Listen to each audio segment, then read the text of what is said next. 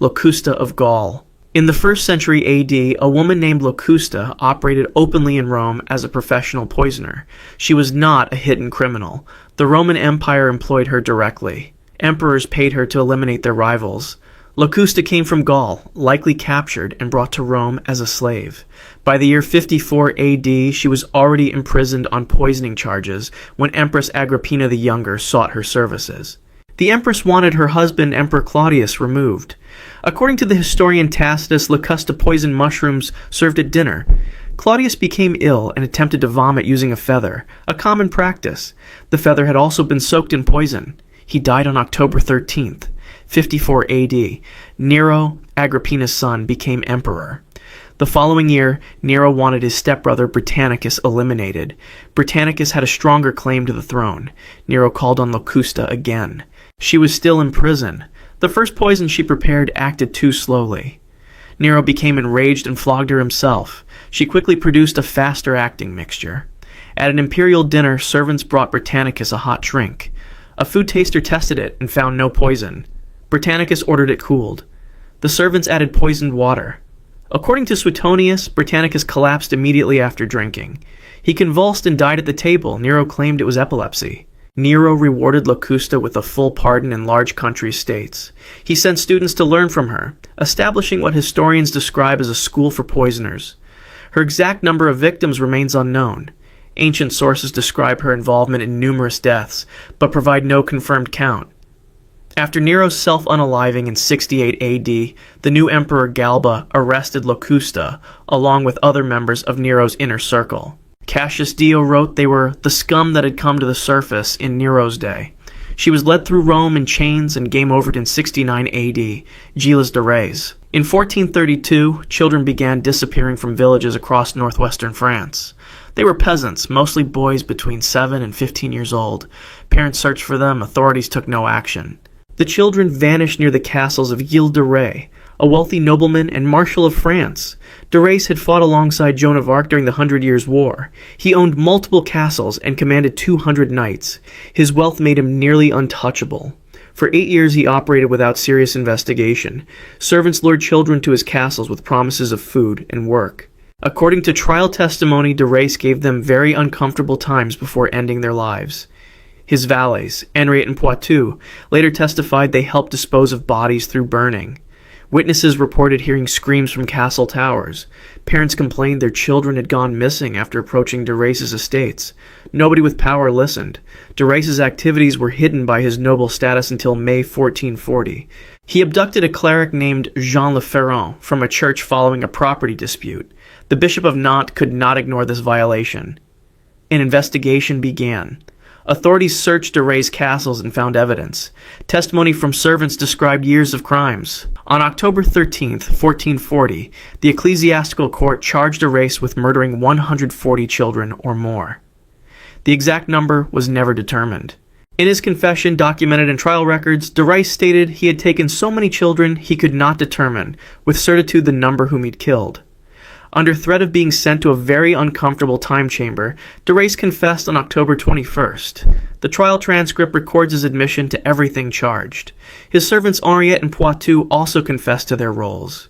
On October 26, 1440, Gilles de Rais was game-overed by hanging outside Nantes alongside his two accomplices, Peter Neers. Between 1566 and 1581, travelers disappeared along highways in southern Germany.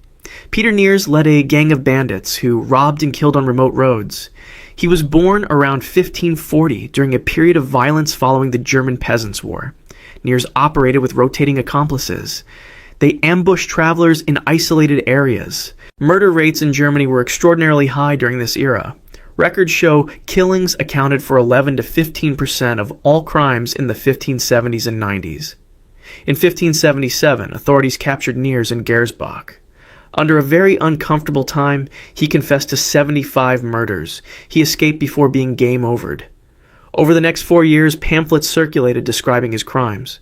Writer Johann Wick published accounts that included claims of supernatural abilities and cannibalism, typical of 16th century crime literature. In early September 1581, Neers stayed at an inn in Neumarkt.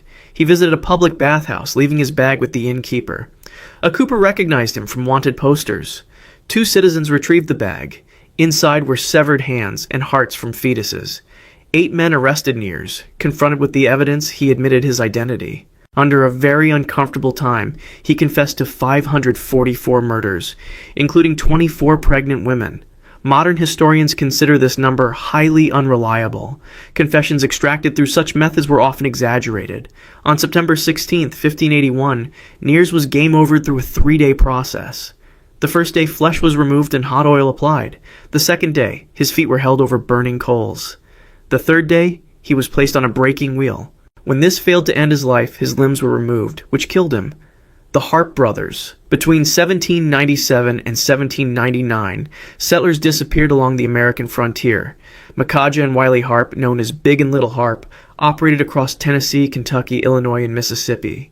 They are considered America's first documented serial killers.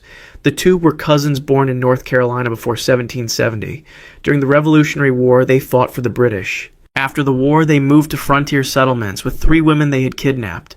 Unlike typical outlaws who rob for profit, the Harps killed without clear motive. Their signature method involved cutting open victims, filling the cavities with rocks, and sinking bodies in rivers. Many corpses were never recovered. In December 1798, they killed a man named Johnson. His body floated up in the Holston River with stones in his chest. They murdered John Langford after he paid for their meal at an inn. Authorities jailed them in Danville, Kentucky, but they escaped in March 1799. The killings continued. In August 1799, Big Harp killed his own infant daughter by smashing her head against a tree because her crying annoyed him. Later that month, they stayed at Moses Stegall's home. During the night, they killed guest Major William Love. The next morning, Big Harp slit the throat of Stegall's 4-month-old son. When Mrs. Stegall screamed, they killed her too. A posse led by John Leiper and Moses Stegall tracked them down on August 24, 1799. Big Harp was shot in the spine and leg. As he lay dying, he confessed to 20 murders. While Big Harp was still conscious, Moses Stegall slowly cut off his head. The head was placed on a pole at a crossroads later known as Harp's Head.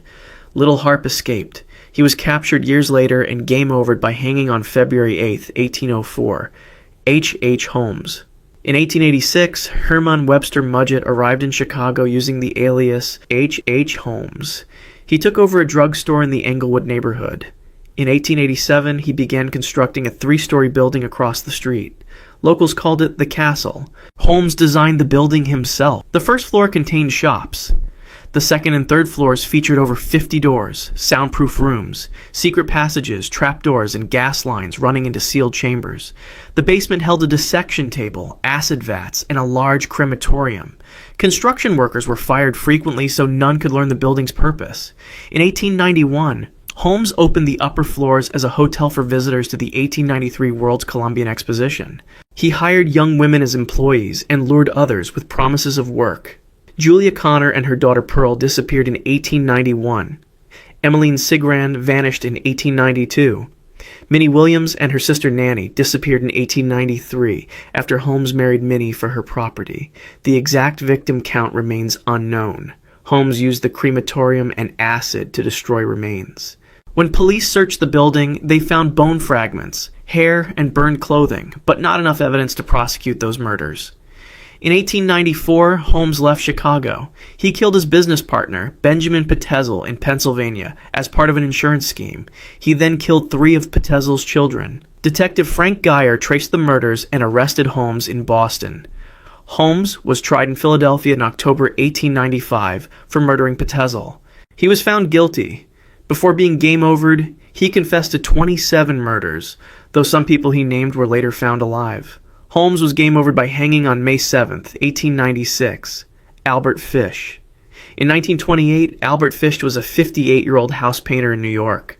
On May 25th, he saw a newspaper advertisement. Edward Budd, 18, was seeking countryside work. Fish visited the Budd family in Manhattan, using the name Frank Howard. He said he was a farmer and promised to hire Edward. During the visit, he met Edward's 10-year-old sister, Grace. Days later, Fish returned and asked permission to take Grace to a birthday party. The parents agreed. The party did not exist. Fish took Grace to an abandoned house called Wisteria Cottage in Irvington, New York. He strangled her. He dismembered her body using a handsaw. The investigation continued for 6 years without resolution. In November 1934, the Budd family received an anonymous letter describing what had happened to Grace.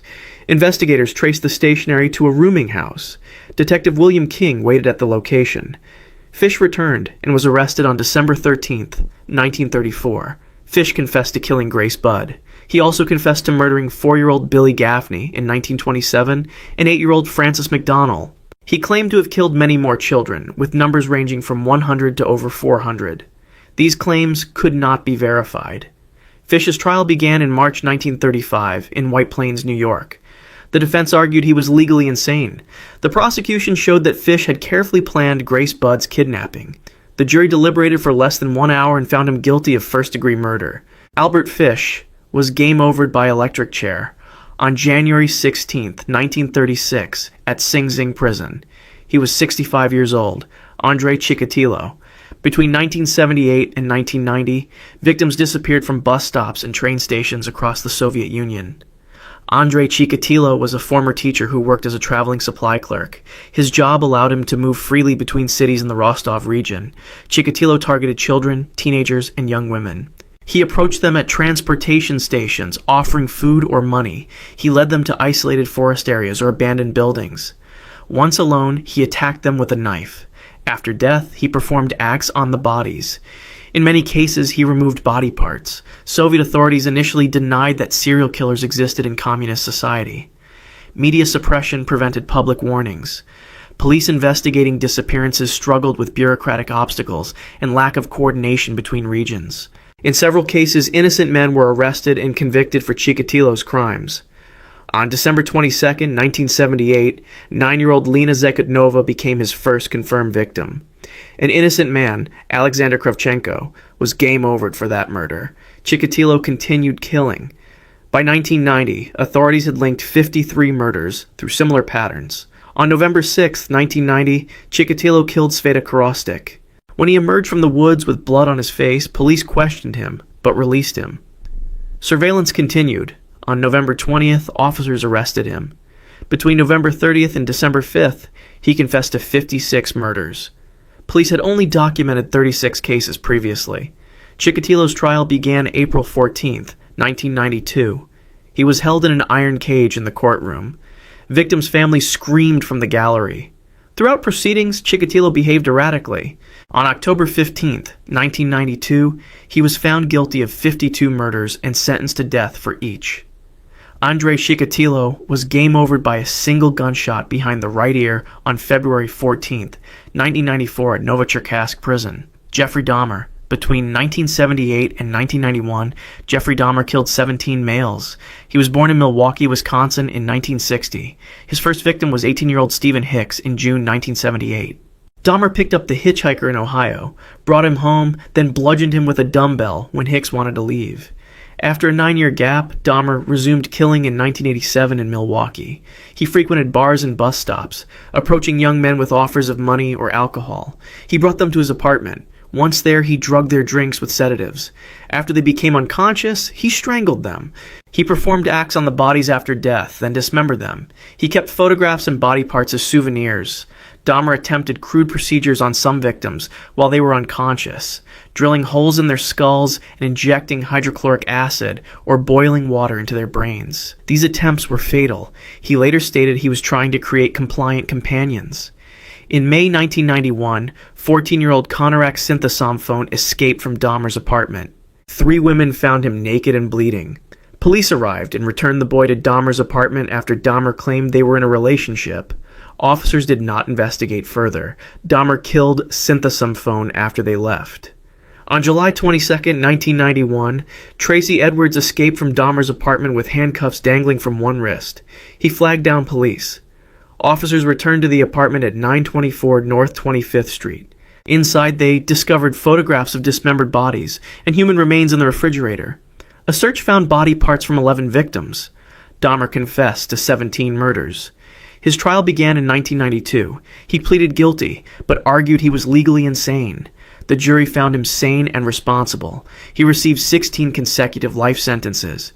On November 28, 1994, Dahmer was beaten to death by fellow inmate Christopher Scarver in a prison bathroom at Columbia Correctional Institution.